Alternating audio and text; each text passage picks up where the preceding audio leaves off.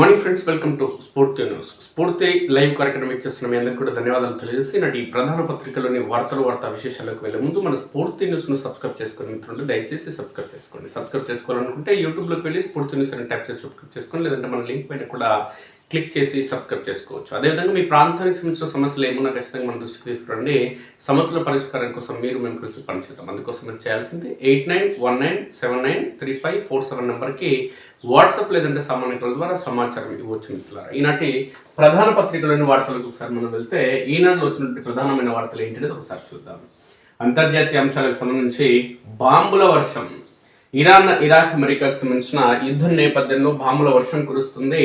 Tehran బీరుట్లపై America, Israel భీకర దాడులు. Iran అధ్యక్ష భవనం నీలమట్టం. ఇక 2 అణు కేంద్రాలు, సుప్రీం లీడర్ ఎన్నిక జరిగే భవనం పైన కూడా క్షిపణులు ప్రయోగించడం జరిగింది. లెబనాన్లోకి ప్రవేశించిన ఇజ్రాయెల్ సైన్యం ఇప్పటిదాకా 787 మంది ఇరానీయుల మృతి. అమెరికా లక్ష్యంగా గల్ఫ్ దేశాలపై ఇరాన్ దాడులు. సౌదీ, కువైట్లోని యుఎస్ ఎంబసీలపై డ్రోన్లు. అమెరికా డేటా సెంటర్లపైన అదేవిధంగా 6 అమెరికా సైనికుల మృత్యువాత. దాడికి గురైన నౌకలోని 3 భారతీయ సిబ్బంది మరణం. ఇరాన్ పై ఖతర్ ఎదురు దాడి. అర్హులందరికీ సంక్షేమం. లబ్ధిదారుల ముఖ గుర్తింపు ఖచ్చితంగా అమలు చేయాలి. సౌర విద్యుత్ వినియోగాన్ని ప్రోత్సహించాలి. ఈ నెల 6 నుంచి జూన్ 12 వరకు ప్రజాపాలన ప్రగతి ప్రణాళిక. జూన్ 2న రాష్ట్ర ఆవిర్భావ వేడుకలు. అన్ని స్థాయిలో ప్రజాప్రతినిధుల భాగస్వామ్యం. కలెక్టర్ల సదస్సులో ముఖ్యమంత్రి రేవంత్ రెడ్డి దిశానిర్దేశం. 5 దశల్లో కార్యక్రమాలు ఉంటాయి. 10 థీమ్లతో 99 రోజుల కార్యక్రమం. అది ఏంటంటే ఏప్రిల్ 2న గ్రామ సభల నిర్వహణ, ఏప్రిల్ 16న మండల స్థాయిలో కార్యక్రమాలు, మే 2న నియోజకవర్గ స్థాయిలో, మే 22న జిల్లా స్థాయిలో, జూన్ 2న రాష్ట్ర ఆవిర్భావ వేడుక. ఇక గ్రామ స్థాయి నుంచి రాష్ట్ర స్థాయి వరకు పరిసరాల పరిశుభ్రత, ప్రభుత్వ ఆఫీసుల్లో పెండింగ్ ఫైల్ క్లియరెన్స్, ఆరోగ్యం, అలైవ్ కార్యక్రమాలు, అదేవిధంగా సంక్షేమం, పిల్లల భద్రత, డ్రగ్స్ కు అడ్డుకట్ట, రైతు సంక్షేమం, వ్యవసాయం, విద్య, యువత, క్రీడలు, అదేవిధంగా మహిళలు, పర్యావరణం అంటూ 10 థీమ్లతో 5 దశల్లో కార్యక్రమాలు నిర్వహించేందుకు ఏర్పాటు చేయడం జరిగింది. ఏంటి అనేది ఒకసారి చూద్దాం. నిజమైన అర్హులందరికీ సంక్షేమ పథకాలు అందేలా చర్యలు చేపట్టాలి. పథకాల వారీగా ప్రభుత్వం చేకూరుస్తున్న లబ్ధిని గ్రామ సభల్లో ప్రజలకు వివరించాలి. రేషన్ కార్డులు, సన్నబియ్యం, ఇంధన ఇల్లు, 200 యూనిట్ల ఉచిత విద్యుత్ తదితర పథకాలపై విస్తృతంగా ప్రచారం చేపట్టాలి. విద్యా వ్యవస్థలో ప్రభుత్వం తీసుకొస్తున్న మార్పులపై ప్రజలకు అవగాహన కల్పించాలి. సర్కారు దవాఖానాలను పటిష్టం చేసేందుకు సమీపంలోని బోధన ఆసుపత్రులతో అనుసంధానం చేయాలి. మధ్యాహ్న భోజన ఏజెన్సీలకు ప్రతి నెల ఖచ్చితంగా బిల్లులు అందేలా చూడాలి. 99 రోజుల కార్యక్రమంలో అన్ని స్థాయిలో ప్రజాప్రతినిధులు భాగస్వామ్యం ఉండాలని ముఖ్యమంత్రి రేవంత్ రెడ్డి పేర్కొన్నారు. సచివాలయంలో మంగళవారం జరిగిన కలెక్టర్ల సదస్సులో ముఖ్యమంత్రి పలు అంశాలపై దిశానిర్దేశం చేశారు. ఈ నెల 6 నుంచి జూన్ 12 వరకు ప్రజాపాలన ప్రగతి ప్రణాళిక కార్యక్రమం నిర్వహించాలని, 99 రోజుల పాటు కార్యాచరణ ప్రణాళికను 5 దశల్లో అమలు చేయాలంటే ఈ సందర్భంగా ఆయన ఆదేశించడం జరిగింది అధికారులను. సదస్సులో కలెక్టర్ల పనితీరుపై సీఎం ప్రత్యేకంగా ప్రస్తావించారు. అదేవిధంగా దీనికి ప్రణాళిక శాఖ నోడల్ ఏజెన్సీగా వ్యవహరిస్తుందని సీఎం తెలిపారు. మార్చి 6న అన్ని ఉమ్మడి జిల్లాల్లో మంత్రుల ఆధ్వర్యంలో సన్నాహక సమావేశాలు నిర్వహించాలని, 99 రోజుల్లో శాఖల వారీగా ప్రభుత్వం చేపడుతున్న అభివృద్ధి పనుల శంకుస్థాపనలు, ప్రారంభోత్సవ కార్యక్రమాలపై ప్రణాళిక రూపొందించాలని తెలిపారు. ప్రజాపాలన ప్రగతి ప్రణాళిక కార్యక్రమ పర్యవేక్షణకు ప్రత్యేక మొబైల్ యాప్ను అందుబాటులోకి తీసుకురావాలని ముఖ్యమంత్రి సూచించారు. కలెక్టర్ల సదస్సుకు హాజరైన ముఖ్యమంత్రి రేవంత్ రెడ్డికి రాష్ట్ర ప్రభుత్వ ప్రధాన కార్యదర్శి కె రామకృష్ణారావు పుష్పగుచ్చం అందజేసి స్వాగతం పలికారు. ఈ సదస్సులో మంత్రులు ఉత్తమ్ కుమార్ రెడ్డి, పొంగులేటి శ్రీనివాసరెడ్డి, దామోదర్ రాజనరసింహ, కోమటిరెడ్డి వెంకరెడ్డి, దుద్దిల శ్రీధర్బాబు, జూపల్లి కృష్ణారావు, పొన్నం ప్రభాకర్, వాకిడి శ్రీహరి, కొండ సురేఖ, సీతక్క, ప్రభుత్వ సలహాదారు సుదర్శన్ రెడ్డి, సీఎం సలహాదారు వేం నరేందర్ రెడ్డి, ప్రణాళిక సంఘం ఉపాధ్యక్షుడు చిన్నారెడ్డి, డీజీపీ శివధర్ రెడ్డి, వివిధ శాఖల ముఖ్య కార్యదర్శులు, ఇతర ఉన్నతాధికారులు, జిల్లాల కలెక్టర్లు పాల్గొన్నారు. ఈ సందర్భంగా ముఖ్యమంత్రి రేవంత్ రెడ్డి అధికారులకు పలు సూచనలు చేశారు.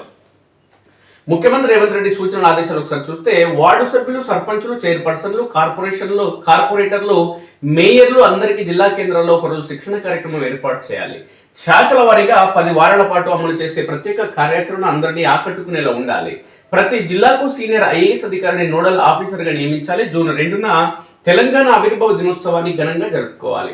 సౌర విద్యుత్ వినియోగాన్ని ప్రోత్సహించాలి, వ్యవసాయానికి సోలార్ పంపు సెట్ల వినియోగంపై రైతులకు అవగాహన కల్పించాలి, ఇళ్లపై సోలార్ ప్లాంట్లు అమర్చుకోవడం, గ్రిడ్ కు అనుసంధానం చేయడం ద్వారా వచ్చే ఆదాయంపై అన్ని గ్రామాల్లో విద్యుత్ శాఖ అవగాహన కల్పించాలి. నూతనంగా ఇచ్చిన రేషన్ కార్డులు, సన్నబియ్యం, ఇందిరమ్మ ఇల్లు, 200 లోపు యూనిట్ల వరకు ఉచిత విద్యుత్ రుణమాఫీ, ఉచిత బస్సు సౌకర్యం, అదేవిధంగా 500 రూపాయలకి గ్యాస్ సిలిండర్ లబ్ధిదారుల వివరాలు గ్రామ వార్డు సభల్లో తెలియజేయాలి. వాటితో పాటు గ్రామం, మండల, నియోజకవర్గ, అదేవిధంగా జిల్లా స్థాయిలో కలిగిన లబ్ధిని ప్రజలకు వెల్లడించాలి. రాష్ట్రంలో ఉన్న 35 ప్రభుత్వ వైద్య కళాశాలల సేవలు ప్రజలకు అందేలా చూడాలి. స్థానిక వైద్య సంస్థల నుంచి రోగులను ఉన్నత వైద్యానికి ప్రభుత్వ మెడికల్ కాలేజీలకే రిఫర్ చేయాలి. తద్వారా వైద్య కళాశాలల వస్తువులను సద్వినియోగం చేసుకోవాలి. కలెక్టర్లు ప్రభుత్వ ఆసుపత్రులను తరచూ సందర్శించాలి. వైద్యంపై ప్రభుత్వం ఎంతో ఖర్చు చేస్తుంది. ఏటా CMRF ఆరోగ్యశ్రీకి దాదాపు 2500 కోట్లు ఖర్చు పెడుతుంది. అంత ఖర్చుతో ప్రభుత్వ ఆసుపత్రులను అద్భుతమైన సేవలను అందించే వీలుంటుంది. సర్జరీలు చేసే డాక్టర్లకు ప్రత్యేక ఇన్సెంటివ్లను ఇవ్వడంతో పాటు అడ్మినిస్ట్రేషన్ను డాక్టర్ సేవలను విభజించే ఆలోచన ఉంది. ఇక మధ్యాహ్న భోజన ఏజెన్సీలకు ప్రతి నెల ఎలాంటి ఇబ్బంది లేకుండా బిల్లులు చెల్లించాలి. ప్రభుత్వ పాఠశాలలో విద్యార్థులకు నాణ్యమైన విద్యతో పాటు పౌష్టికాహారం అందేలా చూడాల్సిన బాధ్యత కలెక్టర్లదే. ప్రతి పాఠశాలలో రోజు ఒక్కో అధికారి మధ్యాహ్న భోజనాన్ని పర్యవేక్షించేలా చూడాలి. కలెక్టర్లు వారానికి ఒకసారి ప్రభుత్వ పాఠశాలలో మధ్యాహ్న భోజనం చేయాలి. రాష్ట్రంలో ఎక్కడా ఫుడ్ పాయిజన్ ఘటనలు పునరావృతం కాకూడదు. పాఠశాలలో విద్యార్థుల పట్ల నిర్లక్ష్యంగా వ్యవహరిస్తే ప్రభుత్వం సహించదు. డీఈఓలతో పాటు అక్కడి కలెక్టర్లపై చర్యలు తీసుకుంటుంది. వచ్చే విద్యా సంవత్సరంలోనే 100 నియోజకవర్గాల్లో ఎంపిక చేసిన మండలాల్లో ఒక తెలంగాణకు సంబంధించి ఇంటిగ్రేటెడ్ స్కూల్ ప్రారంభిస్తాం. ఎమ్మెల్యేల సూచనలతో అక్కడ ఉన్న మౌలిక వస్తువులపై నివేదిక ఇవ్వాలి. జూన్ 12న అన్ని స్కూళ్లలో విద్యార్థులకు పాఠ్య పుస్తకాలు, యూనిఫామ్లు అందించాలి. పాఠశాలలు, కళాశాలలు గంజాయి, డ్రగ్స్, ఈ సిగరెట్లు వినియోగం జరిగితే అందుకు ఆయా విద్యా సంస్థల యాజమాన్యాలు బాధ్యత వహించాలి. ప్రతి ప్రైవేటు, కార్పొరేట్ పాఠశాలలో, అదేవిధంగా కళాశాలలో సైకాలజిస్టులు ఉండేలా చూడాలి. 3 కార్పొరేషన్లతో పాటు నగరాలు, పట్టణంలోని వర్కింగ్ ఉమెన్స్ హాస్టళ్లు, బాలికల హాస్టళ్ల వివరాలు నమోదు చేయాలి. వాటిపై పర్యవేక్షణ ఉండాలి. ఇంకా వ్యవసాయ శాఖ భూసార పరీక్షలు చేపట్టి సకాలంలో రైతులకు ఎలాంటి సమాచారం అందజేయాలి. మార్కెట్లో డిమాండ్ ఉన్న పంటలు సాగు చేసే అన్నదాతలను ప్రోత్సహించాలి. యూరియా యాప్లో కొంత గందరగోళం ఉన్నట్లు రైతులు ఆందోళన చెందుతున్నారు. దాన్ని సులువుగా వినియోగించేలా మార్పులు చేయాలి. నానో యూరియా ఉపయోగాలను క్షేత్రస్థాయిలో ప్రదర్శన ద్వారా రైతులకు వివరించాలి. వ్యవసాయ సరఫరాల శాఖలు పరస్పర సమన్వయంతో ముందుకు సాగాలి. పంటలు వేసింది మొదలు ఉత్పత్తుల అమ్మకం వరకు సరైన కార్యాచరణ ప్రణాళిక అమలు చేస్తే ఇబ్బందులు తొలగుతాయని ముఖ్యమంత్రి రేవంత్ రెడ్డి సందర్భంగా పేర్కొన్నారు. ముఖ్యమంత్రి రేవంత్ రెడ్డి అనేక సూచన సలహాలు చేయడం జరిగింది. అయితే 99 రోజుల పాటు ఎమ్మెల్యేలు నియోజకవర్గాలు తిరగాలి, అభివృద్ధి సంక్షేమ కార్యక్రమాలు ఏదైతే ఉన్నాయో ప్రజలకు తీసుకువెళ్లాలని ముఖ్యమంత్రి రేవంత్ రెడ్డి పేర్కొంటుంటే, మేము వెళ్ళలేము నాయన, నువ్వు ఇచ్చిన కార్యక్రమాలు, ఇచ్చిన హామీలు ప్రజలకి ఏవి కూడా అమలు చేయలేదు. అధికారంలోకి వచ్చి 2 ఏళ్ళు దాటిపోయింది, కానీ ఇచ్చిన హామీలు చాలా వరకు మెజారిటీ హామీలు అమలు కాలేదు. కాబట్టి మహిళలకు ఇవ్వాల్సిన, యువతులకు ఇవ్వాల్సిన 2500 కావచ్చు, లేదంటే స్కూటీల పంపిణీ కావచ్చు, లేదంటే వివిధ పింఛన్లు డబుల్ చేస్తామని చెప్పడం కావచ్చు, ఇవన్నీ పరిణామాలను చూసడం. ఊళ్ళకి వస్తే ఈరియా బస్సు దొరకలేదు, తనేటట్టుంది ఊర్లో ఉన్న రైతులనే కొనలో కాంగ్రెస్ పార్టీకి సంబంధించిన ఎమ్మెల్యేలు పేర్కొనడం జరుగుతుంది. అదేంటంటే ఒకసారి చూద్దాం. ప్రజల్లోకి వెళ్ళలేం, 99 రోజుల ప్రణాళికపై చేతులు తీసిన ఎమ్మెల్యేలు. సంక్షేమం, అభివృద్ధిని ప్రజల్లోకి తీసుకువెళ్లేందుకు 99 రోజుల పాటు కార్యక్రమాలకు కార్యాచరణ, అధికారులతో కలిసి పాల్గొనాలని ఎమ్మెల్యేలకు ఆదేశం. తాము వెళ్ళలేమంటూ శాసనసభ్యుల నిస్సహాయత. ప్రజల్లోకి వెళ్తే నిలదీతుల ప్రశ్నలు తప్పవని నేరుగా ముఖ్యమంత్రి ముఖం మీద చెప్తున్న ఎమ్మెల్యేలు. రైతు భరోసా, పింఛన్ల పెంపు, యూరియా కొరతపై నిలదీస్తే ఏం సమాధానం చెప్పాలంటూ ప్రశ్నలు. దీంతో అధికారులతోనే నిర్వహించేందుకు నిర్ణయం. నెరవేరని హామీలు, అడ్రస్ లేని 6 గ్యారంటీలు, అటకెక్కిన ప్రగతి, నిధులు ఇవ్వలేని దుర్గతి. వీటన్నింటి నేపథ్యంలో ప్రజల్లోకి ఎలా వెళ్లాలో తెలియక కాంగ్రెస్ ఎమ్మెల్యేలు తల్లు పట్టుకుంటున్నారు. క్షేత్రస్థాయిలో ప్రభుత్వ కార్యక్రమాలకు ఇప్పటికే దూరంగా ఉన్న ఎమ్మెల్యేలు 99 రోజుల కార్యక్రమాలకు వెళ్లేది లేదంటూ నేరుగా ముఖ్యమంత్రికి తేల్చి చెప్తున్నారు. ఏముంటుంది చెప్పు, ఏబీపీడు, బీజేపీడు, లేదంటే బీఆర్ఎస్ పార్టీలు, టీఆర్ఎస్ వాళ్ళు ఉంటే వాళ్ళని జైల్లో పెట్టాలి, నియోజకవర్గాలు తిరగాలి, పోలీసులు ఉంటారు, చుట్టుముట్టు పోలీసులను పెట్టుకోవాలి, గన్మెన్లు ఉంటారు, వాళ్ళందరినీ పెట్టుకోవాలి, కార్యకర్తలు ఉంటారు, వీళ్ళందరూ చుట్టుముట్టు పెట్టుకోవాలి, ఊళ్ళో తిరగాలి, తిరిగి 2 ఫోటోలు కొట్టుకోవాలి, పత్తలేపి ఇంటికి పోవాలి, ఆల్రెడీ కార్యక్రమం తిరిగినని చెప్పుకోవాలి. అంతే ఏముంటుంది అలా. ఇప్పుడు ఎన్నికలు కావు, ప్రచారం చేయనిక, ప్రజల దగ్గరికి పోనీక, దండం పెట్టనిక, లేదంటే రోడ్ల మీద ఛాయ్ స్టాల్లో, లేదంటే ఏమైనా ఉంటే ఇరానీ కేఫ్లు ఉంటే దగ్గరికి ఏమైనా పనిచేసేటట్టు ఫోటోలు, స్టిల్స్ అవసరం లేదు కదా ఇప్పుడు ప్రజల్లోకి వెళ్లేందుకు అధికార కాంగ్రెస్ పార్టీ ఎమ్మెల్యేలు జంకుతున్నారు. దీంతో క్షేత్రస్థాయిలో చేపట్టే ప్రభుత్వ కార్యక్రమాలకు దూరంగా ఉండాలని నిర్ణయించుకున్నట్లు కాంగ్రెస్ వర్గాల్లో చర్చ జరుగుతుంది.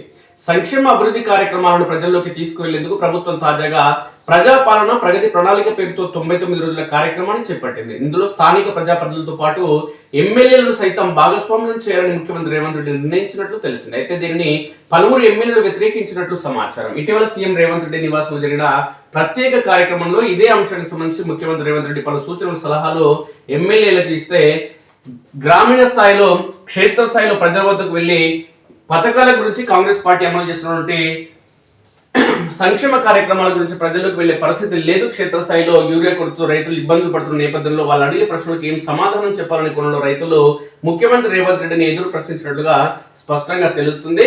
ఇక ఈ నేపథ్యంలో ఆయనకు ఈ మాట చెప్పినట్టు స్పష్టంగా తెలుస్తుంది. మీరు ఎన్నైనా చెప్పండి, ప్రస్తుత పరిస్థితుల్లో మేము ప్రజల్లోకి వెళ్ళలేం. ఒకవేళ తప్పని పరిస్థితుల్లో వెళ్ళిన ప్రజల నుంచి చీత్కారాలు, నిరసనలు, ప్రశ్నలు తప్పవు. ఇవన్నీ భరించడం కన్నా ప్రజల్లోకి వెళ్లకుండా ఉంటేనే బాగుంటుందంటూ ఎమ్మెల్యేలు స్పష్టం చేసినట్లు తెలిసింది. తమకు బదులుగా అధికారులను పంపించాలని సూచించినట్లు సమాచారం. ఇక రైతు భరోసా, పింఛన్లపై ఏం చెప్పాలి? సంక్షేమ పథకాల అమల్లో సర్కార్ నిర్లక్ష్యం వహిస్తున్నదని, దీంతో నిరసన సెగలను తాము ఎదుర్కోవాల్సి వస్తుందని ఆందోళన ఎమ్మెల్యేలో నెలకొంది. క్షేత్రస్థాయిలో ఉన్న సమస్యలను ప్రభుత్వం పరిష్కరించకపోవడంతో ఆ ప్రభావం తమపై పడుతుందని చెప్తున్నారు. యాసంగి సాగు ముగింపు దశకు చేరుకున్న రైతులకు రైతు భరోసా పంపిణీ చేయలేదని గుర్తు చేస్తున్నారు. ఇలాంటి పరిస్థితుల్లో రైతు భరోసా ఎప్పుడంటే రైతులు మమ్మల్ని ప్రశ్నిస్తే ఏం సమాధానం చెప్పమంటారు? పింఛన్ల పెంపు ఏదని అవ్వాతాతలు 2500 ఏమని మహిళలు అడిగితే ఏమని చెప్పాలని అధికార పార్టీ ఎమ్మెల్యేలు ప్రభుత్వ పెద్దలను ప్రశ్నించినట్లు తెలిసింది. రైతు భరోసాపై స్వయంగా ముఖ్యమంత్రి రేవంత్ రెడ్డి 2 సార్లు రైతులకు మాట ఇచ్చి తప్పారని, ఇప్పుడు మరోసారి తాము చెప్తే నమ్మే పరిస్థితుల్లో రైతులు లేరని అన్నట్టు తెలిసింది. యూరియా కొరత, రైతు భరోసా ఇవ్వకపోవడం, పంటల కొనుగోలులో నిర్లక్ష్యం, ఇప్పటికే ప్రభుత్వంపై నమ్మకం పోయిందని ఎమ్మెల్యేలు ఆందోళన వ్యక్తం చేసినట్టు తెలిసింది. ఇక వ్యతిరేకత పసిగట్టి ముందే అలర్ట్. గతంలో ఎన్నడూ లేని విధంగా అధికారంలోకి వచ్చిన 2 ఏళ్లలోనే కాంగ్రెస్ పార్టీ ప్రజా వ్యతిరేకతను మూటగట్టుకున్నదని అభిప్రాయాలు వ్యక్తమవుతున్నాయి. నాడు అధికారం కోసం ఇచ్చిన హామీలను అమలు చేయకపోవడం, ఆ ఫలితాన్ని తాము అనుభవించాల్సి వస్తున్నదని, ప్రజల ఆగ్రహాన్ని చవి చూడాల్సి వస్తున్నదని ఆందోళన అధికార పార్టీ ఎమ్మెల్యేలు నెలకొంది. దీంతో ప్రభుత్వ పెద్దలు ఎంత మొత్తుకున్నా ఎమ్మెల్యేలు మాత్రం గ్రామాల్లోకి వెళ్లడం లేదు. అయితే హైదరాబాద్ లో లేదంటే జిల్లా కేంద్రాల్లోనే ఉంటున్నారు. ఇటీవల జరిగిన సర్పంచ్, మున్సిపల్ ఎన్నికలను అభ్యర్థులను ప్రజల వద్దకు పంపించారు తప్ప ఎమ్మెల్యేలు పూర్తి స్థాయిలో క్షేత్రస్థాయిలోకి వెళ్ళలేదు. ఒకవేళ ఎప్పుడైనా నియోజకవర్గాలకు వెళ్లాల్సి వచ్చినా అలా వెళ్ళి ఇలా వచ్చేస్తున్నారు. ఇంత జాగ్రత్త పడినప్పటికీ ప్రజల నుంచి ఎమ్మెల్యేలకు నిరసన తప్పడం లేదు. ఇలాంటి పరిస్థితుల్లో ప్రభుత్వం 99 రోజుల పాటు ప్రణాళిక రూపొందించడంతో ఎమ్మెల్యేలు ఆందోళన మరింత ఎక్కువైందని చర్చ పార్టీలు జరుగుతుంది. దీంతో ప్రజా వ్యతిరేకతను తాము ముందే పసిగట్టిన ఎమ్మెల్యేలు ముందు జాగ్రత్తగా ఈ కార్యక్రమం నుంచి తప్పించుకునే ప్రయత్నాలు చేశారు. ఇక సీఎం పై నెగ్గిన ఎమ్మెల్యేలు 99 రోజుల ప్రణాళికలో సీఎం వర్సెస్ ఎమ్మెల్యేల పోరులో ఎమ్మెల్యేలు నెగ్గారు. తొలుత ఈ కార్యక్రమంలో ఎమ్మెల్యేలను భాగస్వామ్యం చేయాలని సీఎం రేవంత్ రెడ్డి నిర్ణయాన్ని మెజారిటీ ఎమ్మెల్యేలు ముక్తకంఠంతో వ్యతిరేకించినట్లు పార్టీలో చర్చ జరిగింది. దీంతో సీఎం రేవంత్ రెడ్డి వెనక్కి తగ్గి ఎమ్మెల్యేలను భాగస్వామ్యం చేయాలని నిర్ణయాన్ని విరమించుకున్నట్లు తెలిసింది. మంగళవారం జరిగిన కలెక్టర్ల సమావేశంలో ఈ మేరకు సీఎం రేవంత్ రెడ్డి స్పష్టత ఇచ్చినట్లు సమాచారం. ఎమ్మెల్యేలు, మంత్రులు ఈ కార్యక్రమాలకు వచ్చినా రాకపోయినా పట్టించుకోవద్దని, మీ పని మీరు చేసుకోవాలని కలెక్టర్లకు సీఎం సూచించినట్లు తెలిసింది. అంటే మొత్తానికి ఎమ్మెల్యేలు రానిక ముఖం లేదు. మేము అభివృద్ధి కార్యక్రమంలో భాగంగా ఏవైతే హామీలు ఇవ్వడం జరిగిన 2023 అసెంబ్లీ ఎన్నికల్లో హామీలు నెరవేర్చలేదు కాబట్టి, వచ్చే పరిస్థితి లేదు కాబట్టి మీరే కానిచ్చండి అనే కోణంలో ముఖ్యమంత్రి రేవంత్ రెడ్డి చెప్పినట్లుగా ఒక వార్త. ఇక 13న ఆర్టీసీకి సమ్మె నోటీసు. ఏకగ్రీవంగా నిర్ణయించిన కార్మిక సంఘాల జేఏసీ ప్రభుత్వంలో విలీనం, వేతన సవరణ ప్రధాన డిమాండ్లు. అన్ని కార్మిక సంఘాల నేతలకు లేఖలు రాసిన జేఏసీ కార్మికుల కోసం తమతో కలిసి రావాలని వినతి. నిధుల మళ్లింపు నిజమే, సంబంధం లేదంటూనే హెచ్సీఏ అధ్యక్షుడు ఒప్పుకోలు. బాధ్యతలు చేపట్టడానికి నెల ముందే జరిగిందని దాటవేత, మధ్యవర్తిత్వ అవకాశాన్ని చేజార్చుకున్న అసోసియేషన్. నమస్తే తెలంగాణ కథనంపై హెచ్సీఏ మీడియాతో భేటీ, ప్రశ్నలకు సమాధానం చెప్పలేక నీళ్లు నమిలిన కమిటీ. మంత్రి సంస్థకు 69 కోట్ల బదిలీపై ప్రభుత్వ వర్గాల్లో చర్చ. లూటీ మీద జూటా మాట. హెచ్సీఏ నిధుల మళ్లింపు నిజమేనంటూనే నిందలేసే ప్రయత్నం. నమస్తే తెలంగాణపై అధ్యక్షుడి అక్కసు. నైని అక్రమాలపై నాన్సివేత. బొగ్గు టెండర్లపై నిజాలు తెలిసిన కేంద్రం ఇంకా విచారణలోనే ఉన్నదని ఆర్టీఐ సమాధానం. నాడు 3 రోజుల్లో నివేదిక ఇవ్వాలని హడావుడి, 30 రోజులు దాటిన బహిర్గతం కాని రిపోర్ట్. సాంకేతిక కమిటీ నివేదిక కాపీ కోరిన టీబీ జీకేఎస్. లూటీ కోసమే కేంద్ర రాష్ట్ర ప్రభుత్వాల జాప్యం. జీకేఎస్ అధ్యక్షుడు రాజిరెడ్డి మండిపాటు. ఆదమరిస్తే అంతే. ఇసుక తవ్వకాలతో కాళేశ్వరం ప్రాజెక్టు ఉనికికే ప్రమాదం. బరాజ్ పిల్లర్ల వద్ద పుడికెత్తితే అత్యంత ప్రమాదకరం. ఎగువ దిగువన 500 మీటర్ల లోపు తవ్వకాలు నిషేధం. స్పష్టం చేస్తున్న పర్యావరణ శాఖ ప్రత్యేక నిబంధనలు. తాజాగా అన్నారం వద్ద విచ్చలవిడిగా ఇసుక తవ్వకాలు. ప్రమాణాలకు సర్కారు తిలోదకాలు ఇస్తున్నట్లు విమర్శలు. అదేమీ లేదంటూ కప్పిపుచ్చుతున్న ఇరిగేషన్ అధికారులు. మార్గదర్శకాలు పాటించాలని సూచిస్తున్న నిపుణులు త్వరగా పూర్తి చేసి వినియోగులకు తేవాలని డిమాండ్. చమురు సంక్షోభం ముంగిట భారత్. 40 నుంచి 50 రోజులకు సరిపడా నిల్వలు. ఇరాన్ అమెరికా యుద్ధంతో దేశీయ దిగుమతులకు బ్రేక్. ఉద్రిక్తతలు ఇలాగే కొనసాగితే సంక్షోభంలోకి పలు ఆర్థిక సంస్థలు. ఆకాశంలో అరుణ చంద్రుడు. హోలీ రోజు కన్విందు చేసిన బ్లడ్ మూన్. గ్రహణ కాలంలో ఆలయాల మూసివేత. గొత్తికాయలపై అధికారుల జులుం. 25 ఏళ్లుగా సాగు చేసుకుంటున్న భూముల స్వాధీనానికి యత్నం. కందకాలు తవ్విన అటవీ శాఖ అధికారులు. కాల్వపల్లిలో ఎదురు తిరిగిన గిరిజనులు. మంత్రి సీతక్క ఇలాకాలో ఘటన. సీఎంఆర్ఎఫ్ సాయంలో గోలుమాల. చెక్కుల పంపిణీలో భారీ అవకతవకలు. మానకొండూరులో వరుసగా వెలుగులోకి.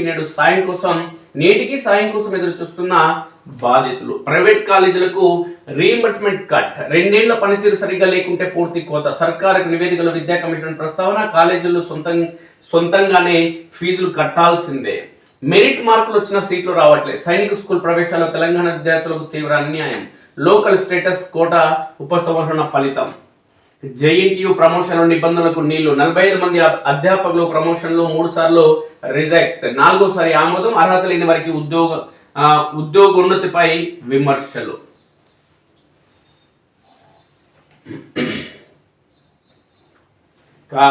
వెలుగు ప్రధాన పత్రికలో ఏమొచ్చినది ఒకసారి చూస్తే, మిడిల్ ఈస్ట్ లో మిసైళ్ల వర్షం. దద్దరిల్లుతున్న ఇరాన్, ఇజ్రాయెల్, లెబనాన్, గల్ఫ్ దేశాలంటూ ప్రపంచ మొత్తం చూస్తున్నటువంటి ఆతృతగా ఎదురు చూస్తున్నటువంటి ఇరాక్, అమెరికా, అదేవిధంగా ఇజ్రాయెల్ సంబంధించిన యుద్ధానికి సంబంధించిన ఒక వార్త వచ్చింది.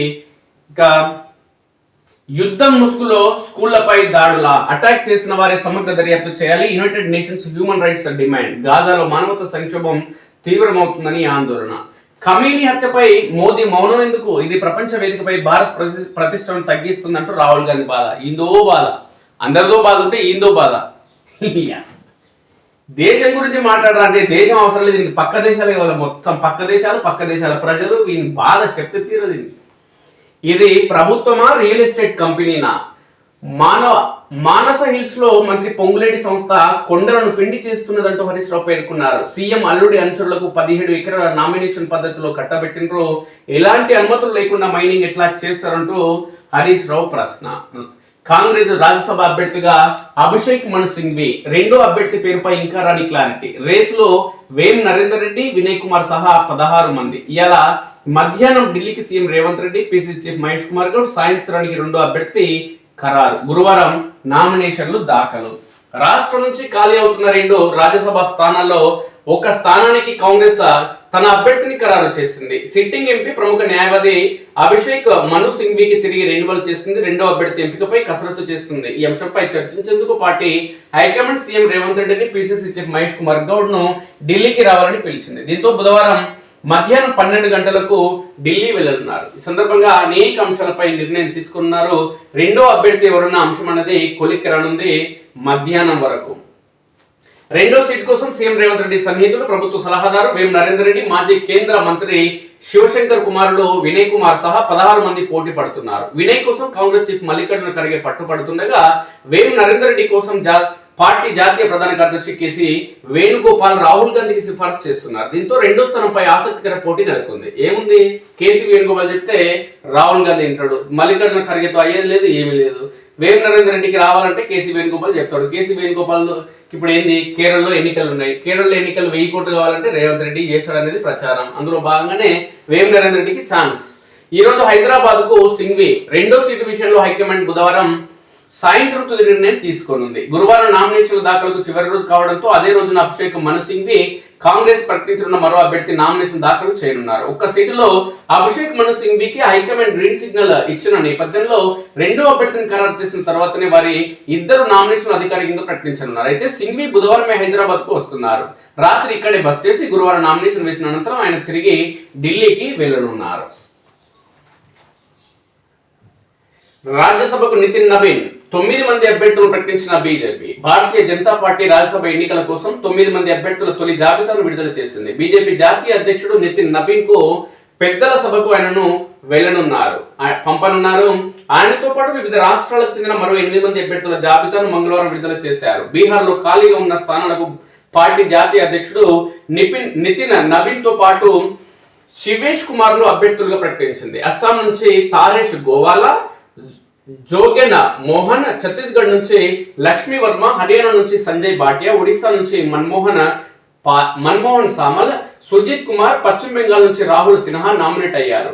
ఎలక్షన్ కమిషన్ ఆఫ్ ఇండియా ఈ నెల 18న రాజ్యసభ ఎన్నికల షెడ్యూల్ విడుదల చేసింది. 10 రాష్ట్రాల్లో మొత్తం 37 స్థానాలకు ఎన్నికలు జరగనున్నాయి. ఈ నెల 5న నామినేషన్ల దాఖలకు చివరి తేదీ కాగా మార్చి 15న పోలింగ్ నిర్వహించనున్నారు. అదే రోజు ఓట్ల లెక్కింపు చేసి ఫలితాలను ప్రకటిస్తారు.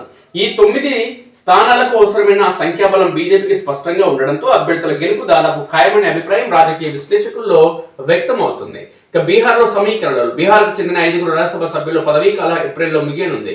వీరిలో డిప్యూటీ చైర్మన్ హరివంశ్ నారాయణ సింగ్, ప్రేమ్చంద్ గుప్తా, కేంద్ర మంత్రులు రామ్నాథ్ ఠాకూర్, అమరేంద్ర దరిసింగ్, అలాగే ఉపేంద్ర కుష్వాహా ఉన్నారు. ప్రస్తుతం జేడీయూ తరఫున హరివంశ్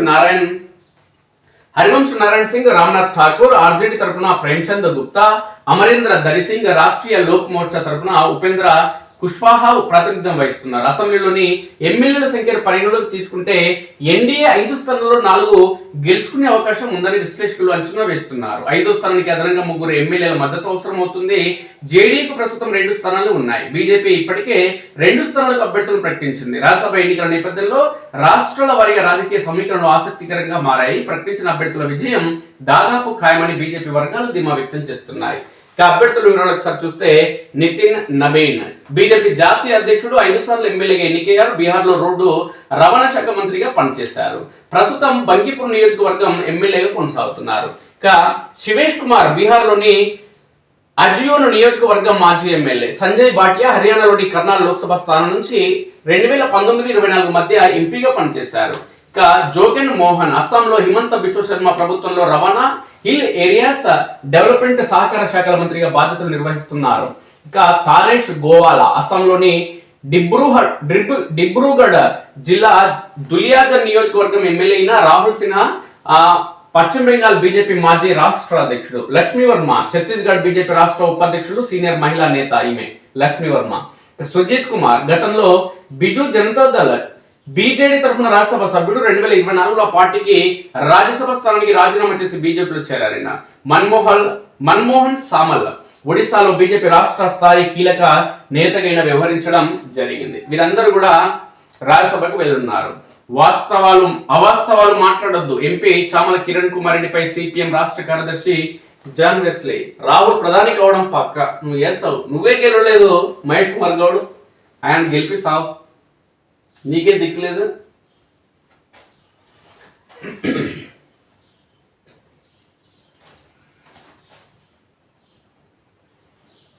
మీ వాడికి మొత్తం పక్క దేశాలే అవసరం తప్ప దేశం అవసరం లేదు. కాబట్టి దేశంలో ఓట్లు పడవు. రాష్ట్ర ఆర్థిక పరిస్థితిపై వైట్ పేపర్ రిలీజ్ చేయండి. సీఎం రేవంత్ కు కేంద్ర మంత్రి కిషన్ రెడ్డి లేఖ. గత బీఆర్ఎస్ నెట్ కాంగ్రెస్ పాలనలో రాష్ట్రం అప్పుల పాలు. అప్పులు చేయకుండా రాష్ట్ర ప్రభుత్వం నడిచే పరిస్థితి లేదు. కేంద్రం నుంచి వచ్చే వడ్డీ రహిత రుణాలపైన ఆధారపడి నడుస్తుందంటూ కామెంట్. వాస్తవాలను ప్రజల ముందుంచాలంటూ ఈ సందర్భంగా డిమాండ్ చేశారు. ఇక విజయక్రాంతి ప్రధాన పత్రికలు ఏమైనా వార్తలు వచ్చినాయంటే అంతర్జాతీయ అంశాలకు సంబంధించిన ఇరాన్, ఇరాక్, అమెరికా సంబంధించిన యుద్ధానికి సంబంధించిన వార్తలు ప్రధానంగా వచ్చింది. ఇక 99 రోజులు 10 థీమ్లు 5 దశల్లో యాక్షన్ ప్లాన్ అంటూ కాంగ్రెస్ పార్టీ చేపడుతున్నటువంటి కార్యక్రమాల గురించి. ఇక మంత్రి పొంగులేటి సంస్థ కొండలను పిండేస్తుందంటూ ఒక వార్త రావడం జరిగింది. రేపటితో రాజ్యసభ. హోలీ రంగుల కేలి. సముద్రాల్లో మునిగి తేలిన ప్రజలు రంగులు చల్లుకుని ఆడిపాడిన చిన్న పెద్ద ఉస్మానియా యూనివర్సిటీలో విద్యార్థుల సందడి. వాగులో పురాతన శిల్పం లభ్యం. 12వ శతాబ్దానికి చెందినదిగా గుర్తింపు. భూపాలపల్లి జిల్లాలో వెలుగులోకి వచ్చింది. ఇక సాక్షి ప్రధాన పత్రికలో వచ్చిన ప్రధానమైన వార్తలు ఏంటి ఒకసారి చూద్దాం. ముఖ గుర్తింపు మస్ట్. సాంకేతిక వినియోగంతో అర్హులందరికీ ఖచ్చితంగా ప్రభుత్వ పథకాలంటూ ముఖ్యమంత్రి రేవంత్ రెడ్డికి సంబంధించిన వార్త.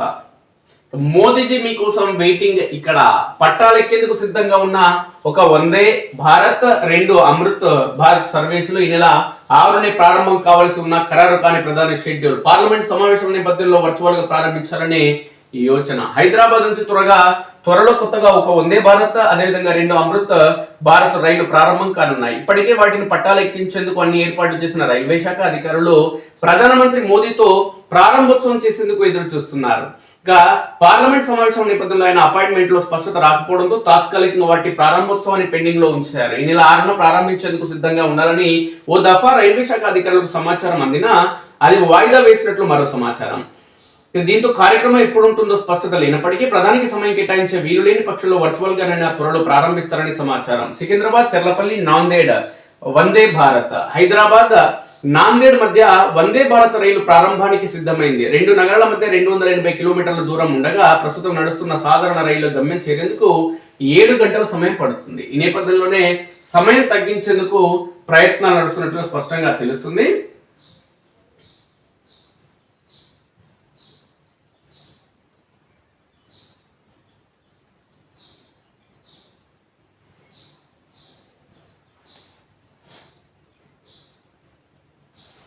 ఇవి నటి ప్రధాన పత్రికలోని వార్తా విషయాలు. మిత్రులరా, మీ సూచనలు, సలహాలు, అభిప్రాయాలు ఖచ్చితంగా తెలియజేయండి. అదేవిధంగా మన స్ఫూర్తి న్యూస్ సబ్స్క్రైబ్ చేసుకునే మిత్రులు ఉంటే దయచేసి సబ్స్క్రైబ్ చేసుకోండి. Thank you very much.